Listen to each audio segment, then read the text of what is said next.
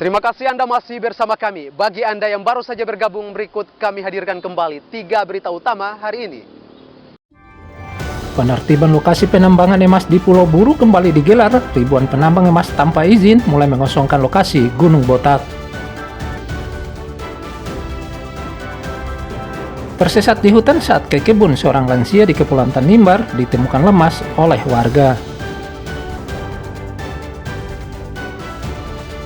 Menjelang Natal dan Tahun Baru, petugas gencar merazia makanan tak layak konsumsi di pertokoan di Seram bagian barat.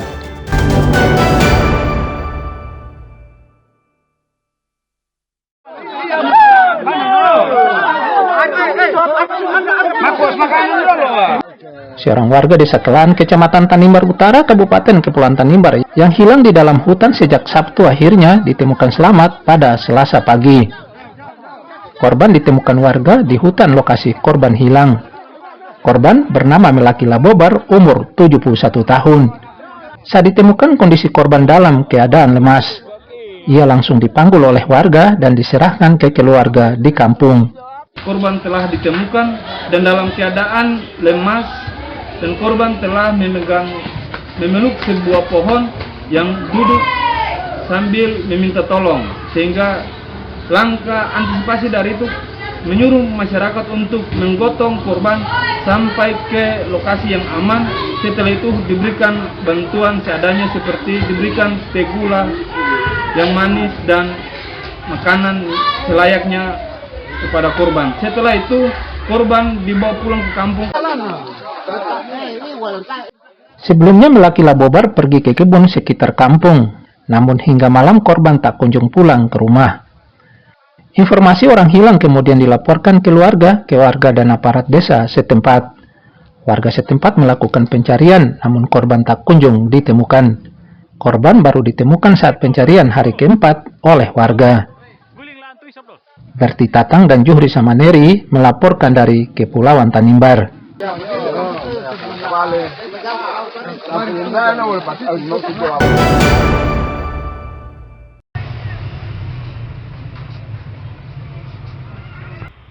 Petugas Balai Pengawasan Obat dan Makanan Kota Ambon dan Dinas Kesehatan Seram bagian Barat merazia minuman dan makanan tak layak konsumsi atau kedaluarsa di sejumlah toko di Kota Piru menjelang Natal dan Tahun Baru.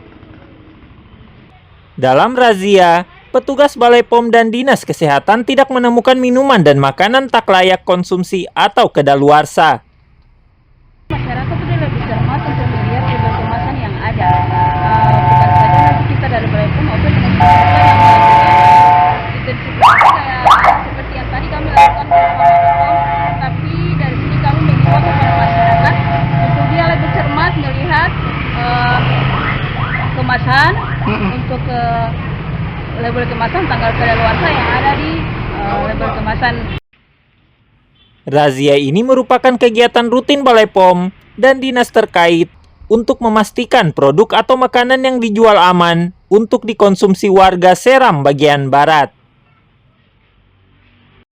Dito dan Juhri Samaneri melaporkan dari Seram bagian Barat.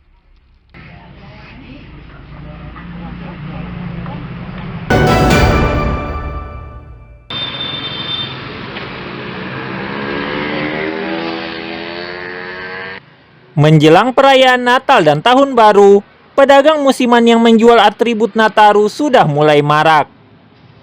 Penjualan dilakukan secara eceran maupun grosir. Para pedagang atribut Nataru ini banyak ditemukan di jalan serta trotoar di Ambon. Seperti di Jalan Ayepati dan Jalan Samratulangi, serta Jalan Dr. Latumeten, serta sejumlah lokasi lainnya di Kota Ambon. Mulai dari topi dan trompet, kembang api, serta sejumlah pernak-pernik lainnya. Harga yang ditawarkan sangat variatif, disesuaikan dengan ukuran dan jenis bahan dasarnya. Semakin bagus dan ukuran besar, maka akan semakin mahal harganya. Misalnya, topi Sinterklas ada yang dijual seharga Rp25.000 sampai Rp30.000 per buah. Demikian halnya untuk aksesoris lain, juga dibanderol dengan harga bervariasi. Pembelian atribut dan aksesoris Nataru saat ini masih didominasi pembeli dari kalangan masyarakat umum. Dari 1 Desember. Oh, udah mulai dari 1 Desember sampai sekarang. Untuk pembeli sudah ramai atau masih? Oh, ramai. Sudah mulai ramai. Iya, barang ini kan terlambat tuh, seharusnya itu buka tuh dari bulan 11. Cuma Jadi barang apa yang sudah lebih ramai dibeli nih? trompet, topi, dan bando. Oh, sama bando. Untuk kisaran harganya sendiri sudah berapa sekarang? Masih sama. Kalau bando sudah berapa? Satu buah? 1 buah 25. 25. Kalau topi sendiri, topi sanja? Sama, cuman beda kain loh, Beda harganya kain. beda. 25.000. Biasanya lonjakan penjualan terjadi di atas 20 Desember sampai jelang Nataru. Para pedagang sudah menyiapkan stok sebanyak mungkin untuk melayani konsumennya yang membutuhkan pernak-pernik untuk Natal dan Tahun Baru. Muhammad Syahrul Sunet dan Juhri Sameneri melaporkan dari Ambon. Informasi tadi menutup perjumpaan kita di Berita Maluku hari ini. Jangan lupa pastikan Anda subscribe channel YouTube Liputan 6 SCTV Daerah. Atas nama rekan yang bertugas, saya Nasri Solisa berterima kasih atas kebersamaan Anda. Selamat beraktivitas dan sampai jumpa.